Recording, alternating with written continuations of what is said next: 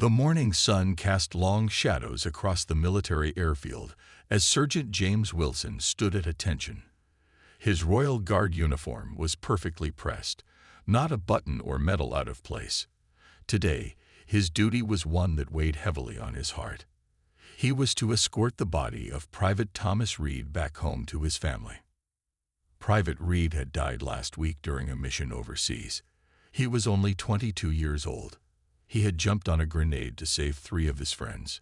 His brave act had earned him the highest honor, but James knew no medal could ease the pain his family would feel. "Are you ready, Sergeant?" asked Captain Harris, walking up beside him.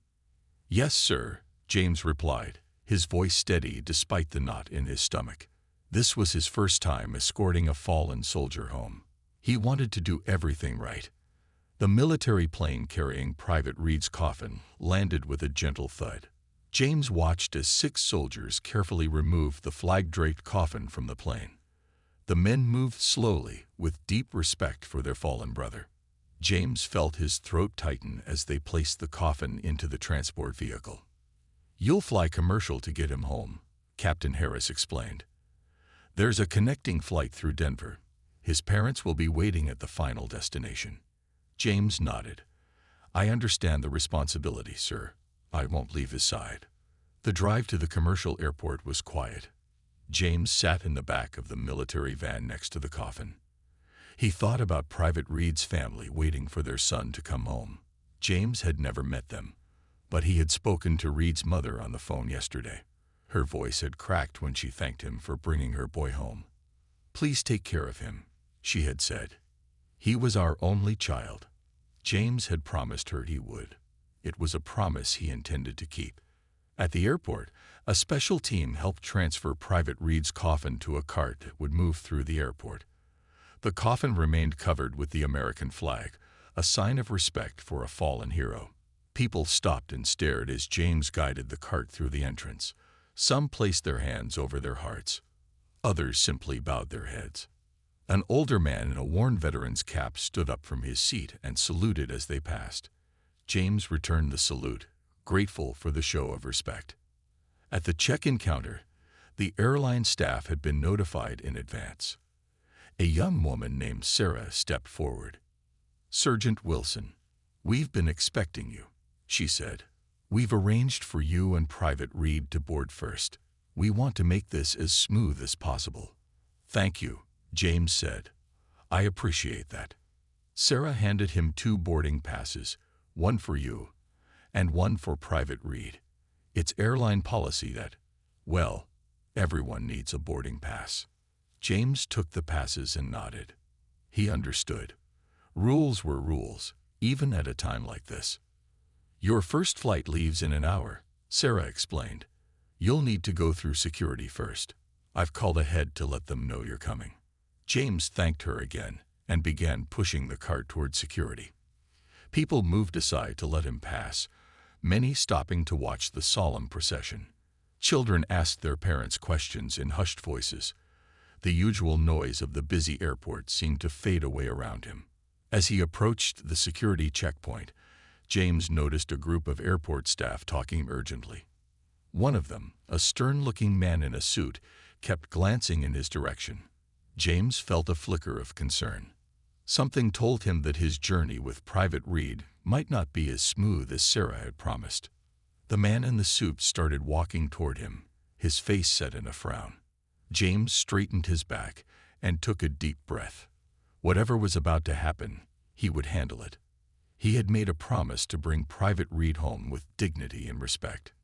Nothing would stop him from keeping that promise. The man in the suit reached James and held up his hand to stop him. His name tag read Robert Miller, Security Supervisor. "Sergeant Wilson, I need to speak with you about security procedures," Robert said, his voice firm. James nodded politely. "Of course, sir. What seems to be the problem?"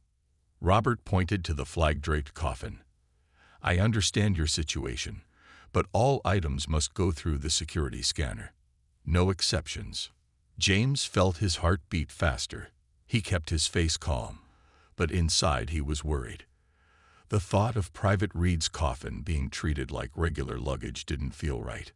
"Sir, with all due respect, I have military clearance papers," James said, pulling out a folder from his jacket. "The proper authorities have approved this escort mission. The coffin cannot be opened or scanned." Robert barely looked at the papers. "I'm sorry, Sergeant. Airport rules are clear. Everything must be checked. We can do it in a private room if you prefer." By now, people nearby had started to watch. An older couple stopped rolling their suitcases. A young mother with 2 children stood nearby, explaining quietly to her curious kids what was happening. "This is Private Thomas Reed," James said, his voice low but strong. "He died saving 3 of his fellow soldiers. He deserves to be treated with honor." Robert crossed his arms. "Rules are rules, Sergeant.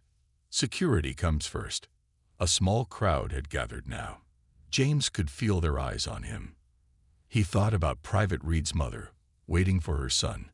He had promised her dignity and respect for her boy. "Perhaps we can call your supervisor," James suggested. "There must be a way to respect both security needs and the honor of a fallen soldier." Robert shook his head. "I am the supervisor on duty. The decision is final." An elderly man stepped forward from the crowd. He wore a Vietnam veteran's hat and walked with a slight limp. "Excuse me," the old veteran said. "May I say something?" Robert looked annoyed, but nodded. "I fought in Vietnam," the old man said. "I lost my best friend there. His body came home just like this young man's." He pointed to the coffin. "Back then, people didn't always show respect to soldiers. It was a different time. But this," he paused, emotion in his voice, "this is wrong." A woman in a business suit spoke up next.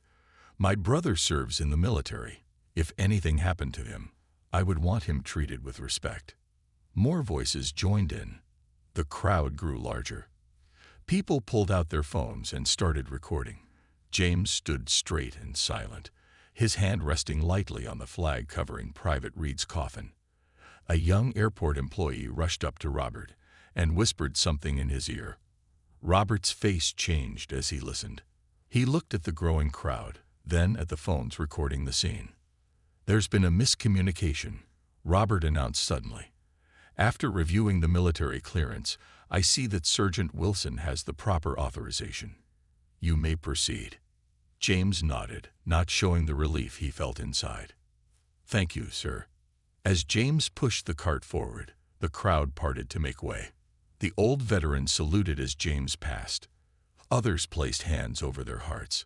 A young boy of about 10 stepped forward and placed a small paper airplane on top of the coffin. "My dad is a soldier too," the boy said simply. James smiled at the child. "I'm sure he's very proud of you." The boy's mother, with tears in her eyes, gently guided her son back. As James continued toward his gate, he noticed something remarkable happening. Word was spreading through the airport. People stopped what they were doing. Store workers stepped outside their shops. Travelers paused their rushing. The usual noise of the busy airport faded away.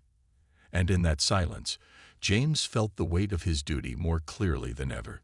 He was not just carrying a coffin. He was carrying the honor of a hero, the love of a family, and now the respect of hundreds of strangers. James reached Gate B12 where his flight would depart. He was early, so the waiting area was still mostly empty. A female airline worker named Lisa approached him with a kind smile. "Sergeant Wilson, we've been told about your arrival," she said. "We want to make special arrangements for boarding." "Thank you," James replied. "I appreciate your help." Lisa looked at the flag-draped coffin with sad eyes. "Was he your friend?" she asked softly. James shook his head. "I never met him, but he's my brother all the same." Lisa nodded, understanding what he meant. All soldiers were connected, even if they had never met. "I'll make sure everything goes smoothly from here," she promised. "You can board first, and we've reserved space for Private Reed in the cargo hold. It's a special area, separate from regular luggage." James thanked her again and found a seat near the window. He was tired. The morning had been long and stressful. He closed his eyes for a moment, thinking about Private Reed's family waiting at the final airport. What would he say to them? No words seemed good enough. His phone rang. It was Captain Harris checking in. "How's it going, Wilson?" the captain asked. "We had some trouble at security, sir, but it's resolved now," James explained. "We're at the gate waiting to board." "Good," Captain Harris said. "Reed's parents called again. They're anxious." "I'll call them when we land in Denver," James promised. "Let them know everything is going according to plan now." After hanging up, James noticed more passengers arriving at the gate.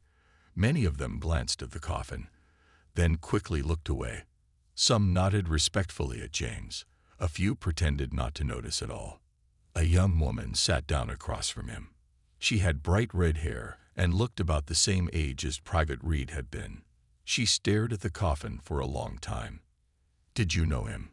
she finally asked. "No," James answered, "but I'm taking him home to his family." The young woman's eyes filled with tears. "My brother is in the military too," she said. "He's overseas right now. I worry about him every day." James didn't know what to say, so he just nodded. "Thank you," she added, "for what you're doing. It matters." The gate area filled up as boarding time approached. A man in a pilot's uniform walked over to James. He was older, with gray hair at his temples and lines around his eyes. "Sergeant Wilson, I'm Captain Reynolds. I'll be flying you to Denver today," the pilot said, extending his hand. James stood and shook the pilot's hand. "I served 20 years before becoming a commercial pilot," Captain Reynolds explained. "When I heard we had a fallen soldier on board, I wanted to meet you personally." "I appreciate that, sir," James said. The pilot looked at the coffin. "We'll take good care of him," he promised. "And I'd like to make an announcement on the plane, if that's okay with you. I think our passengers should know who's traveling with them today." James agreed. It felt right that people should know about Private Reed's sacrifice. When boarding time came, Lisa approached James. "We're ready for you now, Sergeant," she said. James stood up and straightened his uniform. As he began to guide the cart toward the boarding door, Lisa spoke into the microphone at the desk. "Ladies and gentlemen, we ask for your attention and respect as Sergeant Wilson boards with Private Thomas Reed, who gave his life in service to our country." The gate area went completely silent. Everyone stood up. Some placed hands over their hearts. Others, clearly veterans themselves, saluted. As James walked through the jetway, pushing the cart carefully, he felt a deep sense of pride mixed with sadness. The respect shown by strangers throughout the airport had touched him deeply. Perhaps he could tell Private Reed's parents about it. Perhaps it might bring them some small comfort to know that their son's sacrifice was honored not just by those who knew him, but by an entire airport full of people who had never met him. On the plane, the special cargo crew waited to carefully secure the coffin. James watched every move they made, making sure they handled everything with proper respect. Only when he was satisfied did he take his seat at the front of the plane. Captain Reynolds stood at the front of the plane. All the passengers were seated and quiet, waiting for the flight to begin. The captain held the microphone in his hand and looked out at everyone. "Good afternoon, ladies and gentlemen. Before we take off today, I want to tell you about a special passenger on our flight," he said in a strong, clear voice. "We are honored to be carrying Private Thomas Reed, who gave his life serving our country last week. His escort, Sergeant James Wilson, is with us in seat 1A. James felt all eyes turn to him. He sat up straighter in his seat. "I ask that you join me in showing respect for Private Reed and gratitude for his sacrifice," Captain Reynolds continued. "When we land in Denver, we will allow Sergeant Wilson to exit first with Private Reed. I thank you for your understanding and cooperation." The plane was quiet. Then, from somewhere in the back, a person began to clap. Others joined in. Soon, the whole plane was filled with the sound of applause. It wasn't cheerful applause like at a show. It was respectful and solemn, a way for people to show they cared. James looked straight ahead, but he felt a lump in his throat. He hadn't expected this kind of response. The applause slowly died down, and the flight attendants began their safety instructions. The flight to Denver took 2 hours. James sat quietly, looking out the window at the clouds below. He thought about Private Reed's life and the family waiting for him. He wondered what kind of person Reed had been.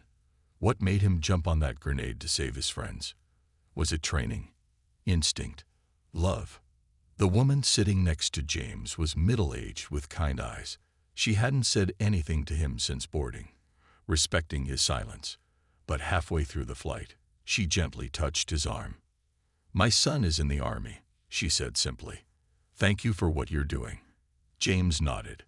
"It's my honor," he replied. When they landed in Denver, Captain Reynolds made another announcement reminding everyone to remain seated while Sergeant Wilson exited with Private Reed. As James stood up, he was surprised to see that Captain Reynolds had come out of the cockpit.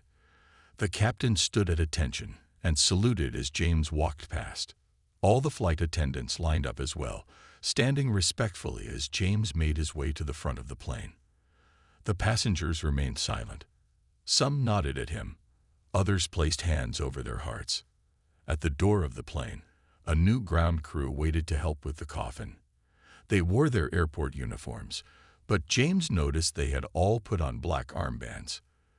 The lead worker, a tall man named Miguel according to his name tag, spoke quietly to James. "We heard what happened at the other airport," he said. "Nothing like that will happen here. We've made all the arrangements." James was surprised. "News travels fast," he said. Miguel nodded. "Someone posted a video online. It's gotten a lot of attention." James hadn't realized anyone had recorded the incident with the security supervisor. He wasn't sure how he felt about that, but he was grateful for the respect being shown now. The Denver airport was even busier than the first one. James had only 1 hour before his connecting flight to Private Reed's hometown. Miguel and his team guided James through a special path, avoiding the main crowds. "We have a quiet room where you can wait," Miguel explained. "It's a private area reserved for military personnel and their families." The quiet room was small but comfortable, with soft chairs and water bottles set out. A large American flag hung on one wall. The room was empty except for one person, a man in a military uniform who stood when James entered. "Sergeant Wilson, I'm Major David Clark," the man said, stepping forward to shake James's hand. "I'm stationed here in Denver. When we heard you were coming through with Private Reed, I wanted to be here." James was touched by this unexpected support. "Thank you, sir. That means a lot." Major Clark looked at the flag-draped coffin. "I knew Thomas," he said quietly. "We served together 2 years ago." James felt his heart skip a beat. Here, finally, was someone who could tell him about the young man he was escorting home. James and Major Clark sat in the quiet room. The coffin rested nearby, the American flag smooth over its surface. James leaned forward in his chair. "What was he like?" James asked. "Private Reed?" Major Clark smiled sadly. "Thomas was something special. Always the first to volunteer for the hard jobs. Always looking out for the newer soldiers." He paused. He had this big laugh you could hear across the camp. Made everyone feel better, even on the worst days. James listened, trying to form a picture of Private Reed in his mind. It helped to know more about the man he was escorting home. "Did you know his family?" James asked. "I met them once," Major Clark said. "His dad was a soldier too. His mom bakes the best chocolate chip cookies in the world. She used to send them to the whole unit." His voice grew softer. "Thomas was their only child." James nodded. He already knew this, but hearing it again made the weight of his duty feel even heavier. "What happened that day?" James asked. "If you don't mind telling me." Major Clark took a deep breath. They were on patrol. An ambush. The grenade came in through a window. Thomas saw it first. He could have run, but he didn't. He jumped on it to protect the others. He shook his head. Classic Thomas, always putting others first. They sat in silence for a moment. Then Major Clark reached into his pocket and pulled out a small envelope. "I brought this for his parents," he said. "It's a letter from the men he saved. Would you give it to them?" "Of course," James said, carefully placing the envelope in his uniform pocket. Their quiet conversation was interrupted by a knock on the door. Miguel entered the room. "Sorry to disturb you, but we need to start boarding your next flight soon," he said. James checked his watch. It was almost time. He stood up and straightened his uniform. "I'll walk with you," Major Clark offered. As they left the quiet room, James was surprised to see what waited outside. A line of airport workers stood in the hallway, creating a path for them to walk through. Beyond them, in the main terminal, many travelers had stopped to watch. Word had clearly spread about Private Reed. "The video from the first airport has been viewed millions of times," Miguel explained quietly. "People are calling Private Reed's story the final journey. Our airport manager wanted to make sure he was treated with proper respect here." As they walked through the airport, people stopped and watched silently. Many saluted or placed hands over their hearts. Some had small American flags. A group of children from a school trip stood in a straight line, their teachers having explained to them what was happening. One little girl, about 6 years old, stepped forward with a small bunch of flowers. She looked nervous but determined. "These are for the hero," she said, holding them out to James. James knelt down to her level. "Thank you," he said gently. "I'll make sure they travel with him." He placed the flowers on top of the flag covering the coffin. The little girl stepped back and gave a small salute, slightly wrong but full of sincerity. James returned her salute properly. When they reached the gate for the final flight, James was amazed to see a full honor guard waiting. 6 men and women in military uniforms stood at attention. "We're from the local base," one of them explained. "We'd be honored to help you board." The airline staff had roped off a special path to the plane. The gate agent, an older woman with silver hair, approached James. "Sergeant Wilson, we're ready whenever you are," she said. "Our captain has requested permission to make a special announcement on the flight, similar to your previous one." James agreed. He turned to thank Major Clark, who saluted him formally. "Take him home, Sergeant," Major Clark said. "His family is waiting." As the honor guard helped guide the coffin down the jetway, James felt a strange mix of sadness and pride. With each step of this journey, more people had come to know and honor Private Reed. The young soldier who had given his life for his friends was touching the hearts of strangers across the country. The final flight was smaller than the first one. James sat in the front row again. The coffin was secured in a special area, with the flowers from the little girl still resting on top of the flag. This plane would take them directly to Private Reed's hometown. The captain, a woman named Sarah Johnson, made an announcement similar to the one on the first flight. But this time, something different happened. When she finished speaking about Private Reed, a man stood up from his seat. "My son serves in the same unit," he said in a loud, clear voice. "I'd like to say a prayer for Private Reed, if that's all right with everyone." People nodded. Many bowed their heads. The man said a short, simple prayer thanking Private Reed for his service and sacrifice. When he finished, the plane was quiet except for a few people wiping away tears. James looked out the window as the plane took off. He thought about what waited at the end of this journey. Private Reed's parents would be there. What would their faces look like when they saw their son's coffin? How could anyone bear such pain? He remembered the envelope in his pocket from Major Clark. The letter from the men Private Reed had saved. Perhaps it would bring some comfort to know their son's brave act had saved others. Halfway through the flight, a flight attendant named Mark brought James a cup of coffee. "It's from everyone in the crew," Mark said quietly. "We also took up a collection. It's not much, but we'd like you to give it to Private Reed's family. Maybe they could use it for flowers or a charity of their choice." Mark handed James an envelope. James was surprised by how thick it felt. "The passengers contributed too," Mark explained, seeing James's expression. Word spread through the cabin. "Thank you," James said, touched by the gesture. "I'll make sure they get it." The plane began its descent. James could see the small city below, surrounded by green hills.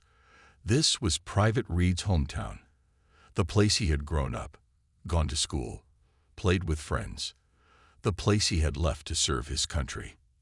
And now, the place he was returning to for the last time. When the plane landed and taxied to the gate, Captain Johnson made one final announcement. "Ladies and gentlemen, we have arrived. As I mentioned earlier, we ask that you remain seated to allow Sergeant Wilson to deplane first with Private Reed. Also," she paused, "I've just been informed that there is a special reception waiting outside. Private Reed's family is there, along with many community members."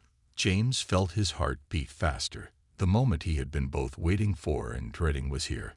He would finally meet Private Reed's parents and complete his mission. As promised, everyone stayed seated as James stood up.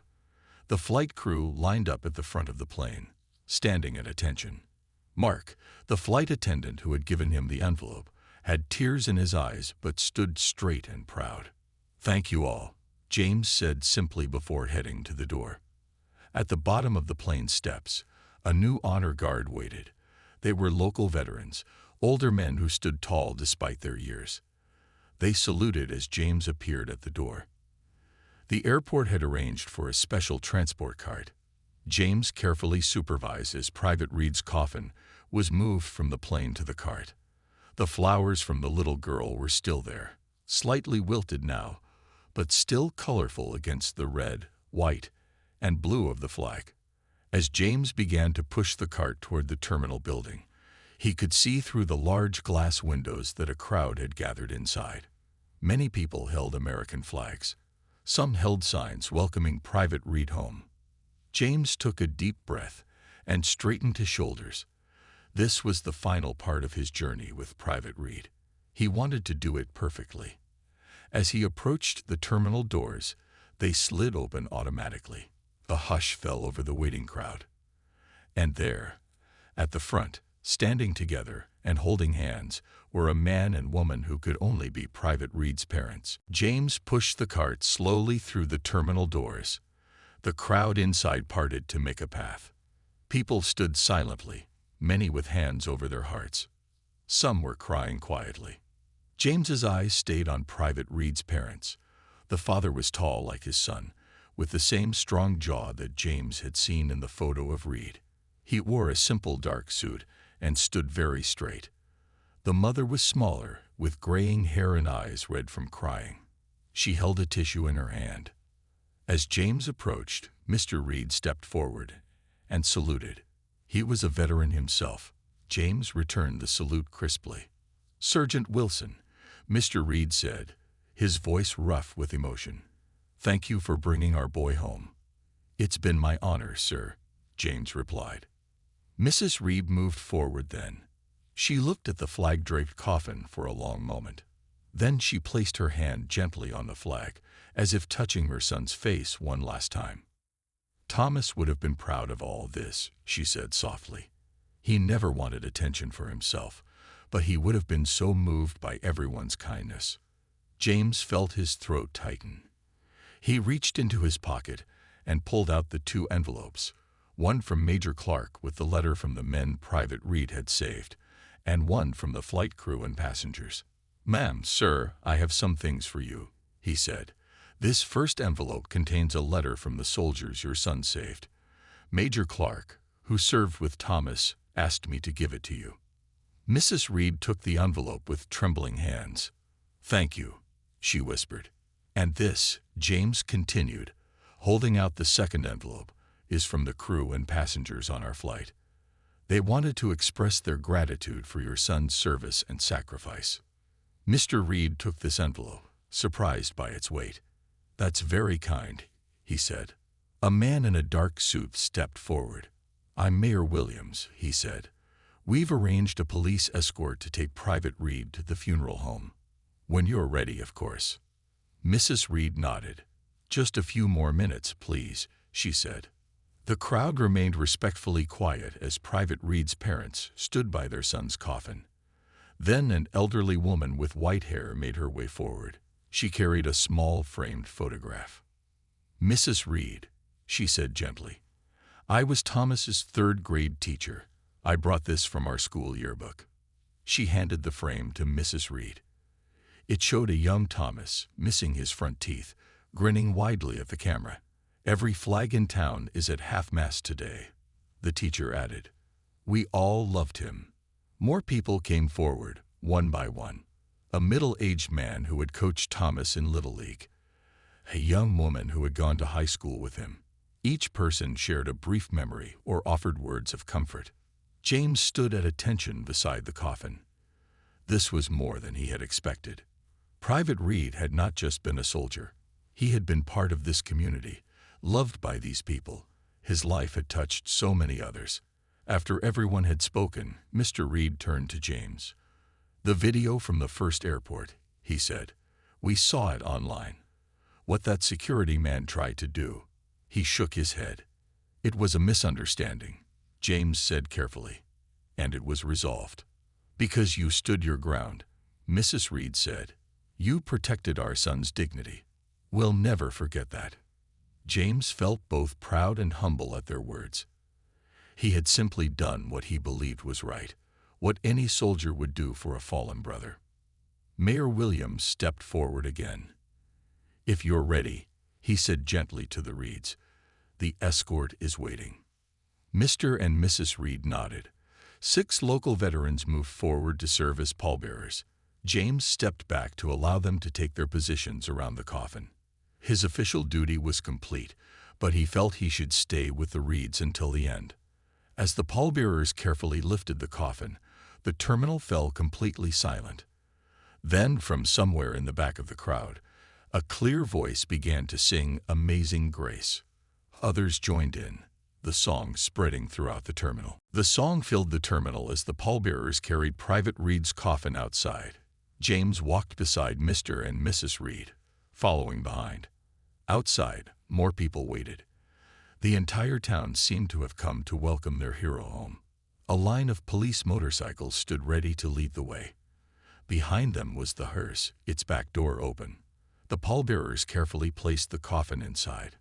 Mrs. Reed's flowers, and the ones from the little girl at the Denver airport, were still on top of the flag.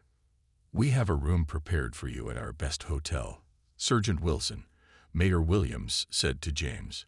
"We'd be honored if you would stay for the funeral tomorrow." James hadn't expected this. His orders had been to escort Private Reed to his hometown and then return to base. But looking at Mr. and Mrs. Reed, he knew he wanted to stay. He wanted to see this through to the end. "Thank you, sir," James said to the mayor. "I'd like that very much, if it's all right with the Reed family." "Of course it is," Mrs. Reed said quickly. "You're part of this now, Sergeant Wilson. Please stay." The police chief approached them. "Everything is ready whenever you are," he said. Mr. Reed nodded. "We're ready." As the hearse pulled away, led by the police motorcycles, people along the streets stood at attention. Many held American flags. The town's fire trucks were parked along the route, their lights flashing but sirens silent out of respect. James rode in a car with the mayor just behind the hearse. Through the window, he could see people standing on porches and sidewalks. Some saluted. Others placed hands over their hearts. A group of children stood in front of their school, each holding a small flag. "The whole town has been preparing for this since we got the news," Mayor Williams explained. "Thomas was special to everyone here, not just because of how he died, but because of how he lived." James nodded. "Major Clark told me a bit about him. Said he was always the first to volunteer, always looking out for others." "That was Thomas," the mayor agreed. "Even as a boy, once when he was maybe 12, he jumped into the river to save a dog that was drowning. Didn't even think about it. Just jumped right in." The mayor smiled at the memory. That's who he was. They arrived at the funeral home, where more people waited. The pallbearers carefully removed the coffin from the hearse and carried it inside. James stayed close to the Reed family. Inside, in a quiet room, Mr. and Mrs. Reed finally opened the letter from the soldiers their son had saved. James stood respectfully nearby as they read it together. He could see tears streaming down Mrs. Reed's face, but she was smiling too. "They say Thomas was telling jokes just minutes before it happened," Mr. Reed said, his voice breaking slightly. "Said he kept everyone's spirits up during a tough patrol. And then, he couldn't finish." Mrs. Reed touched her husband's arm gently. "And then he saved them all," she said, "just like he always did for everyone, his whole life."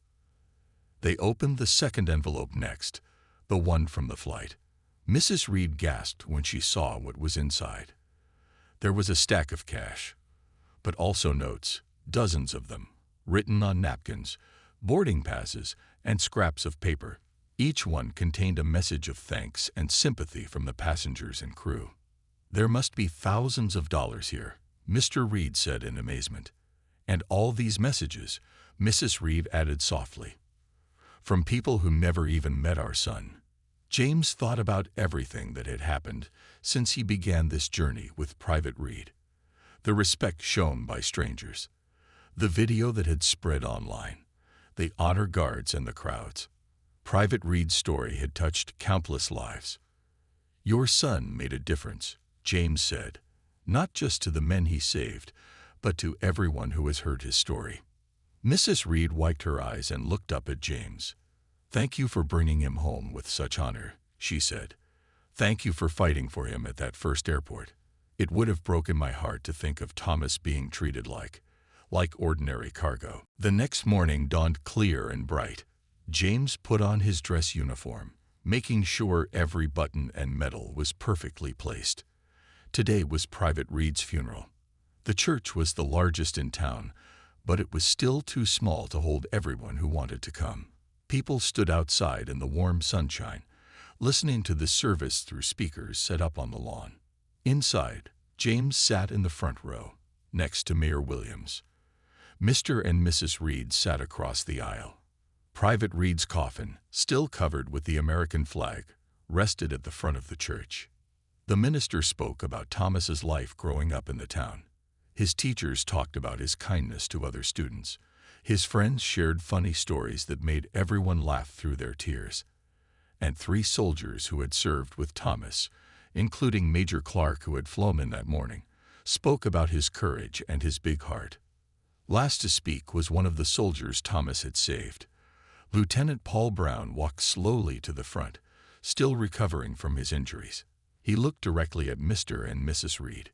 "Your son was my best friend," he said simply. "When that grenade came through the window, he didn't hesitate. He pushed me away and covered it with his own body." Lieutenant Brown's voice broke. "I have a wife and a baby daughter I've never met. Because of Thomas, I'll get to go home and hold them both. I'll never forget what he did. And I promise you, neither will my family." Mrs. Reed reached out and took Lieutenant Brown's hand as he passed by to return to his seat.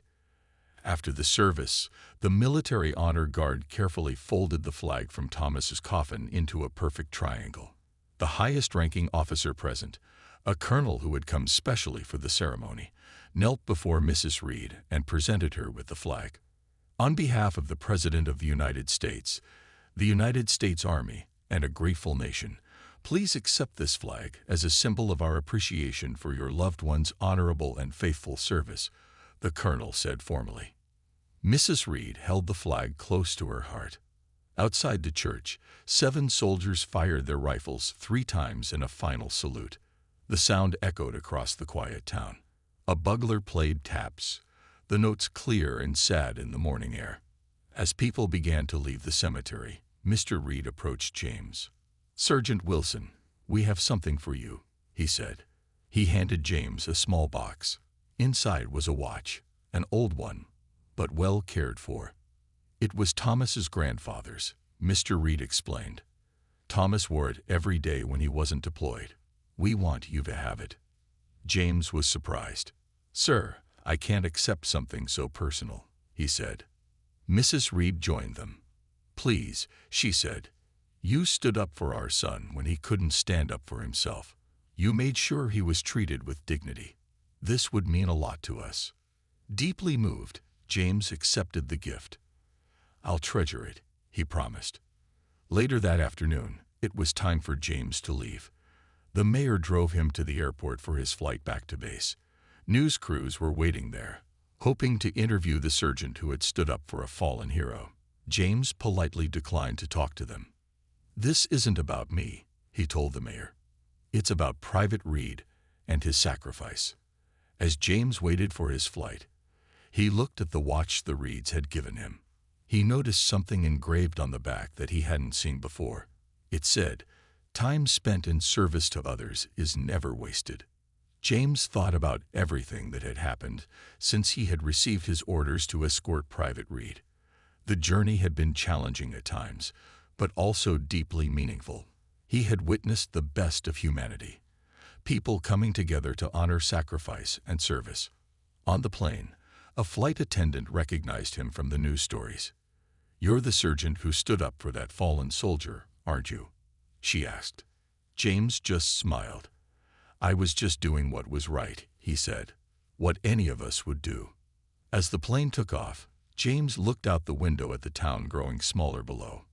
This mission was over, but he would carry the memory of Private Thomas Reed and the lessons of this journey with him always. And somewhere in that town, a family had found some peace knowing their son had come home with honor, and that his sacrifice had touched so many lives.